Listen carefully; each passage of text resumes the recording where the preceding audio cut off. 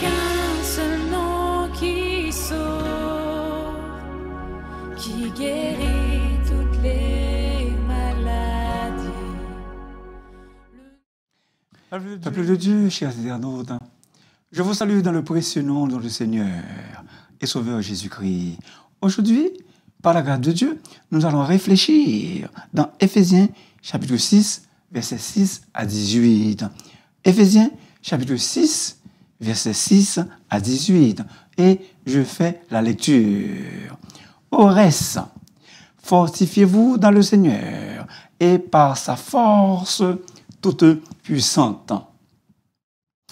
Revêtez-vous de toutes les armes de Dieu, afin de pouvoir tenir ferme contre les ruses du diable. Car nous n'avons pas à lutter contre la chair et le sang, mais contre les dominations, contre les autorités, contre les princes de ce monde de ténèbres, contre les esprits méchants dans les lieux célestes. C'est pourquoi tenez toutes les armes de Dieu afin de pouvoir résister dans le mauvais jour. Soulignez ça, afin de pouvoir résister dans le mauvais jour et tenir ferme après avoir tout surmonté. Tenez donc ferme. Ayez à vos reins la vérité pour ceinture. Revêtez la cuirasse de la justice. Mettez pour chaussure à vos pieds le zèle que donne l'évangile de paix. Prenez par-dessus tout cela, très important, prenez par-dessus tout cela le bouclier de la foi, avec lequel vous pourrez éteindre tous les traits enflammés du malin. Prenez aussi le casque du salut et l'épée de l'esprit qui est la parole de Dieu. Faites en tout temps par l'esprit toutes sortes de prières et de supplications. Veillez à cela avec une entière persévérance et priez pour tous les saints. Et priez pour tous les saints. Parole du Seigneur. Prions notre Dieu, notre Père céleste en Jésus-Christ. À toi seul soit la gloire, l'honneur, la louange. Nous te remercions, Dieu Tout-Puissant, à cause de ta grâce. Nous sommes ici pour partager ta parole à ton peuple. Je te prie, ô Dieu, avec le pardon de mes péchés, ceux qui sont en lutte, ceux qui sont dans une guerre, dans une bataille, une guerre spirituelle avec Satan le diable, je te prie, ô Père, à cause de ton Saint-Nom, de les délivrer, de leur donner une entière liberté, une entière délivrance. Au nom de Jésus, ceux qui sont maintenant en guerre avec Satan, je te prie, au Père, de les donner une victoire. Rends-leur plus que vainqueurs. Au nom de Jésus, nous t'en prions ainsi, lui qui vit et qui règne au siècle des siècles. Amen. Peuple de Dieu, le sujet. Quelles sont les armes du croyant pour vaincre Satan? Quelles sont les armes du croyant pour vaincre Satan? Bien-aimés, vous et moi, nous sommes dans un combat spirituel. Et donc, nous avons grandement besoin des armes spirituelles. Combat spirituel, armes spirituelles. L'apôtre Paul exhorta les chrétiens à se fortifier où? Dans le Seigneur et par sa force toute puissante. À se fortifier par la puissance de sa force intrinsèque. Éphésiens 1, verset 19. Des expressions synonymiques Ça veut dire mot qui veut dire même bagaille. Éphésiens 1, 19. L'infinie grandeur de sa puissance. C'est une puissance qui est infinie. Et donc, grande. Une puissance à bout de toute résistance. Chers internautes, nous pouvons être fortifiés par la toute-puissance de notre Seigneur Jésus-Christ. Nous pouvons être fortifiés par la toute-puissance de notre Seigneur Jésus-Christ. L'apôtre Paul dit, « Je puis tout par celui qui me... Je puis tout par celui qui me fortifie. » Maintenant, comment pouvons-nous être forts? En nous revêtant des armes, en nous revêtant de l'armure que Dieu nous donne, de l'armure que Dieu nous fournit. Les versets 11 à 17. Revêtez-vous du Seigneur Jésus-Christ. Romains 13, verset 14. L'armure que nous devons nous revêtir, c'est le Christ. Jésus lui-même. La description détaillée que Paul fait de cette armure pourrait lui avoir été inspirée par un soldat romain qui le surveillait lorsqu'il était en prison en attendant d'être jugé. Acte 26, versets 16 et 20. Maintenant, verset 11. Revêtez-vous de toutes les armes de Dieu.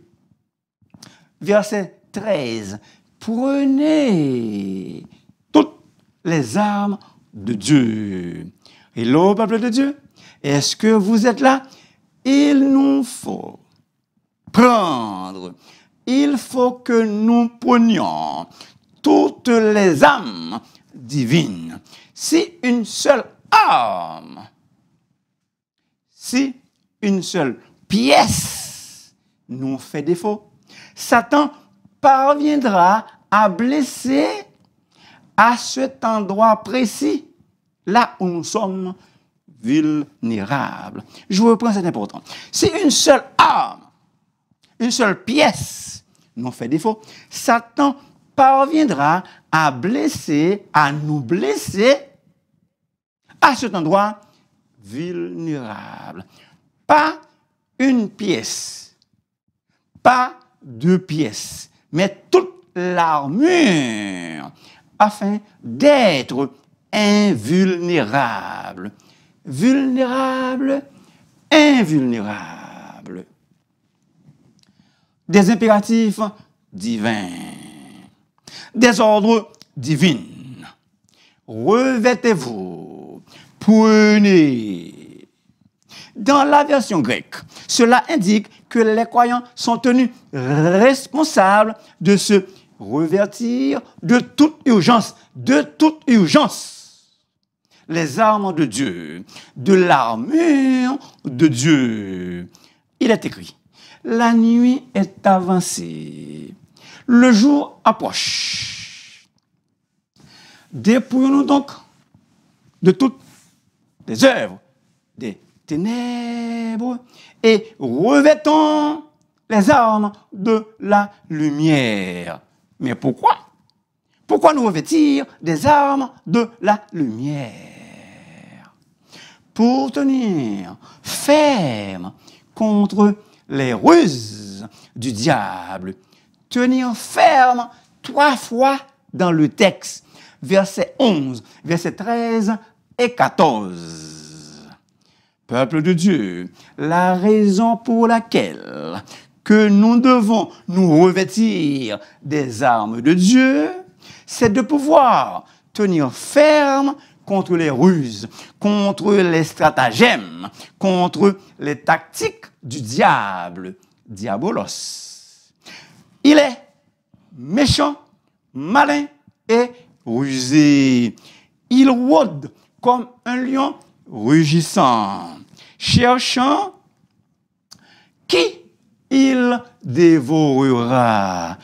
Il se faufile sournoisement, doucement, jusqu'à nous, quand nous ne sommes pas sur nos gardes. Ou encore, il se déguise en ange de lumière pour que nous ne le reconnaissions pas.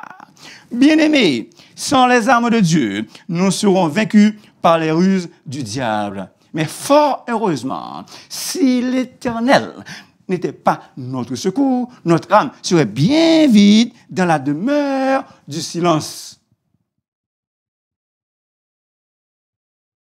Soumettez-vous donc à Dieu, résistez au diable et il fuira loin de vous. Fire away. Comment résister au diable? Il nous faut résister contre lui avec une foi ferme. 1 Pierre 5, verset 9. Résistez-lui avec une foi ferme. La lutte n'a pas à être menée sur le plan physique. Ce n'est pas une lutte charnelle. Les chrétiens n'ont pas à lutter contre la chair et le sang, mais contre les dominations, contre les esprits méchants, où ils se trouvent, dans les lieux célestes. En fait, il s'agit d'une lutte spirituelle contre la mafia spirituelle. Lutte spirituelle contre la mafia spirituelle. Notre vie, peuple de Dieu, ici-bas, est une lutte, un combat spirituel. Pour être plus que vainqueurs, nous devons commencer à nous revêtir la bonne armure.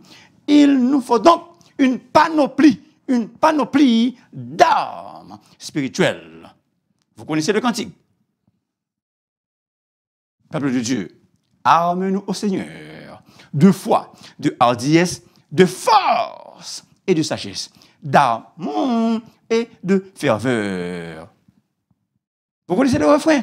Armez nos cœurs, armez nos bras, et nous sommes plus que vainqueurs. Peuple de Dieu, verset 13. Afin de pouvoir résister dans le mauvais jour et tenir ferme. Le mauvais jour, c'est quand vous êtes envahi par l'angoisse. Le mauvais jour, c'est quand vous êtes angoissé. Le mauvais jour, c'est quand vous êtes douteux, quand vous êtes dans le doute. Le mauvais jour, c'est quand vous êtes stressé. Le mauvais jour, c'est le stress. Le mauvais jour, c'est le découragement. Le mauvais jour, c'est quand vous êtes découragé. Mais le texte dit, très important, le texte dit à 3 reprises, tenez ferme, stenaille, tenez bon, kembela, parfait bec à terre. Quelles sont les armes du croyant pour vaincre Satan? Quelles sont les armes du croyant pour vaincre Satan? Les armes spirituelles du chrétien. Dans le texte, nous trouvons 6. Et le cantique que vous avez chanté avec moi, j'imagine, je présume. La vérité. Satan est le père du mensonge. Jésus nous dit que notre parole soit oui, oui, non, non. Ce qu'on y ajoute vient du malin. La première arme, la vérité pour ceinture. Avant que le soldat romain se revête de son armure, il mettait une ceinture autour de ses reins. Cette ceinture tenait ses vêtements et aussi à accrocher son armure. Deuxième pièce ou deuxième arme, la cuirasse de la justice. Tout comme la cuirasse du soldat romain protégeait sa poitrine des attaques de l'ennemi, ainsi la sanctification, une vie juste, protège le cœur du croyant contre des assauts du diable. Romains 6, verset 13. Il se revêt de la justice comme d'une cuirasse. Ésaïe 59, verset 17a, verset parallèle du verset 14 de notre texte. Troisième arme, ou si vous voulez, troisième pièce, mettez pour chaussure à vos pieds le zèle que donne l'évangile de paix. Peut-être ce que je vais dire n'est pas vrai. Probablement. Il y en a, lorsqu'ils étaient dans un autre pays, ils allaient sur la montagne, partout pour prier. Ils avaient du zèle. Mais arrivés à Montréal, mon ami, pas tous. Quatrième arme, le bouclier de la foi. Le bouclier du soldat romain était fait de bois et mesurait 0,75 m sur 1 mètre. Il était couvert de lin et de cuir pour absorber les flèches enflammées. Il était assez grand pour protéger tout le corps de la tête aux pieds. Il protégeait également les autres pièces de l'armure.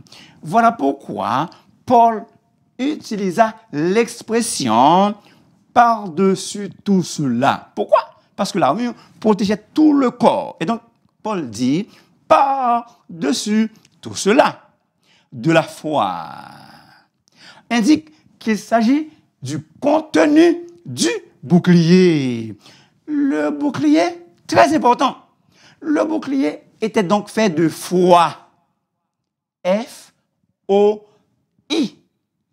Fidélité, obéissance, intégrité, intimité avec Dieu. Ici, l'idée dont il est question, c'est que la foi ferme du croyant en Dieu et dans le Seigneur Jésus-Christ peut arrêter, peut stopper et éteindre toutes les flèches enflammées du malin qui sont dirigées contre lui, contre le chrétien. En d'autres mots, la foi signifie une ferme confiance dans le Seigneur et dans sa parole. Bien-aimés, peuple de Dieu, quand la tentation est brûlante, soulignez ce mot, tentation, quand la tentation est brûlante, quand les circonstances sont déplorables et fâcheuses, la foi lève la tête et dit, je crois Dieu. Marc 11, 22, et foi en Dieu. Quand la tentation est brûlante, la foi lève la tête et dit, je crois Dieu. Marc 11, 22, je crois en Dieu. Et foi en Dieu. Cinquième arme, prenez aussi le casque du salut. Il met sur sa tête le casque du salut. Ésaïe 59, verset 17b. Verset parallèle du verset 17 dans notre péricope. Le casque et l'épée sont les deux dernières pièces que le soldat romain saisit. Étant donné que le port du casque donnait chaud et inconfortable, le soldat ne le portait que lorsqu'il fait face à un danger imminent. Le fait que le casque en acier protège la tête du soldat, cela donne un sentiment de sécurité, de sorte qu'il fait référence à la sécurité actuelle, de sorte qu'il fait référence à la sécurité actuelle aux attaques du diable. Le casque est la garantie de notre salut en Jésus-Christ, la garantie de notre vie éternelle. Le casque empêche Satan de nous tuer spirituellement. Et là, peuple de Dieu, est-ce que vous êtes là? Dieu est pour nous un refuge et un appui, un secours qui ne manque jamais dans la détresse. C'est pourquoi nous sommes sans crainte, quand la terre est bouleversée. Puisque Dieu est pour nous, peuple de Dieu, un refuge, un appui, un secours qui ne manque jamais dans la détresse, Satan ne peut pas nous tuer spirituellement. Chose impossible. Quelque féroce que soit la bataille, le chrétien n'est pas intimidé, puisqu'il sait pertinemment que la victoire finale est assurée. Remarquez, peuple de Dieu, que les 5 premiers éléments de l'armure sont de nature défensive. Les 5 premiers de nature défensive. Le dernier, à savoir l'épée, est offensif. Défensive, offensif. L'épée, elle sert à attaquer Satan. Frères et sœurs bien-aimés, sans l'épée, impossible d'attaquer l'ennemi. Sans l'épée, impossible d'attaquer l'ennemi. Maintenant, la dernière arme. L'épée de l'esprit, qui est la parole de Dieu, est puissante et efficace. Elle est puissante que n'importe quoi sur la terre. Dieu veut que nous utilisions cette épée pour vaincre Satan. Jésus nous a laissé le plus bel exemple du maniement de l'épée pour triompher de l'ennemi, pour vaincre l'adversaire, du moins par le sang de l'agneau. Rappelons-nous que dans le désert, lors de la tentation, Jésus, il a utilisé à 3 reprises la parole. La parole de Dieu est vivante et efficace, plus tranchante. Excusez. La parole de Dieu est vivante et efficace, plus tranchante qu'une épée quelconque, à 2 tranchants pénétrants, jusqu'à partager âme et esprit, jointures et moelle. Elle juge, la parole de Dieu, elle juge les sentiments et les pensées du cœur. Verset 18, priez pour tous les saints. Le peuple de Dieu, il nous faut prier l'un pour l'autre. Faut prier l'un pour l'autre. S'il vous plaît, je vous demande de prier pour moi. Au verset 19 de notre texte, l'apôtre Paul avait demandé aux chrétiens d'Éphèse de prier pour lui. Et donc, s'il vous plaît, je vous demande de prier pour moi. Mon cher ami, as-tu le casque du salut? Ce casque est Jésus lui-même qui veut te protéger ici-bas même des troubles, des problèmes. Mon cher ami, ce casque, c'est Jésus lui-même qui veut te protéger ici-bas par ses anges contre les assauts du diable. Et en fin de compte, en toute fin pratique, te donner la vie éternelle. L'ange de l'Éternel campe autour de ceux qui le craignent et il les arrache au danger. Mon cher ami, veux-tu accepter Jésus, le casque du salut, pour que tu sois sauvé? À toi, mon frère ami, à toi, mon cher ami, de faire un choix intelligent. Merci beaucoup de m'avoir écouté. S'il vous plaît, n'oubliez pas de vous abonner et de partager l'émission à vos proches, car la voix du serviteur est la vôtre.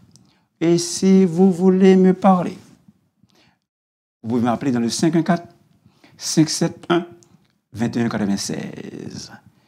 Que Dieu vous soit en aide quand Satan vous attaque.